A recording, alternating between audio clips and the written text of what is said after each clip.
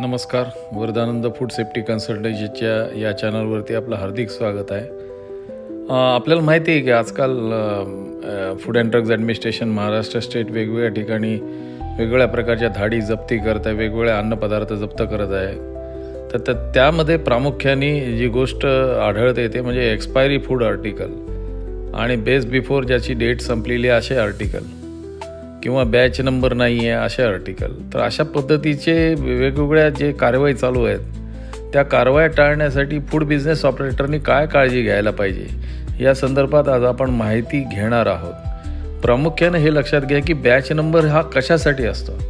Batch number हा म्हणजे एक लॉट असतो. एक लॉट समजा 100 किलोचा एक लॉट आहे. तो लॉट तुम्ही तयार केला तर त्याला तुम्ही समजा एक बॅच नंबर दिला किंवा बी बॅच नंबर दिला तर तो बॅच नंबरचा एक लॉट जो आहे तो एकाच बॅचचा आहे अशा प्रकारे आपल्याला त्या ठिकाणी घोषित करावं लागतं आणि त्याच्या संदर्भातलं जे काही लेबल आहे ते पॅकेटवरती आपल्याला लिहावं लागतं. त्याकरता बॅच नंबर हा अत्यंत आवश्यक आहे.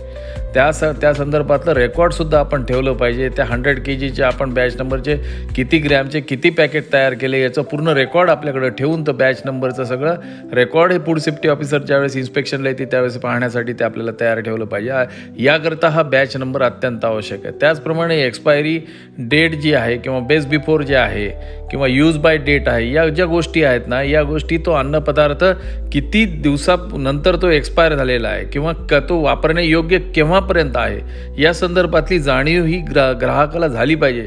या दृष्टीने आपण त्या ठिकाणी ती गोष्ट त्या ठिकाणी नमूद करणं व FBOनी फूड बिझनेस ऑपरेटरनी अत्यंत आवश्यक आहे.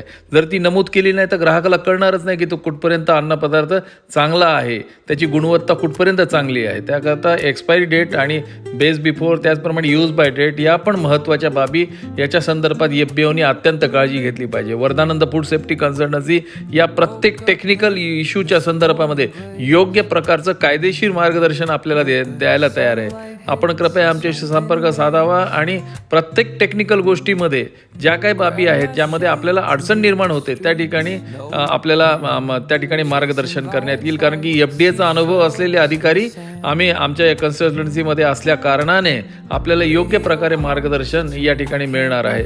आणि प्रत्येक गोष्टीचं टेक्निकल फूड सेफ्टी जे कायदा आहे त्या कायद्याच्या अनुसरून आणि रेग्युलेशन रूल्स या संदर्भातलं जे काही तरतुदी आहेत त्या तरतुदीच्या अनुषंगाने आपल्याला मार्गदर्शन करण्यात येईल. त्यासाठी आपण वरदानंद फूड सेफ्टी कन्सल्टन्सी यांच्याकडे संपर्क साधावा आणि FBOंना योग्य मार्गदर्शनासाठी तीच एक कन्सल्टन्सी आहे की ज्यांना अनुभवी लोकांचा अनुभवी अधिकाऱ्यांचा त्या ठिकाणी सहभाग आहे. धन्यवाद.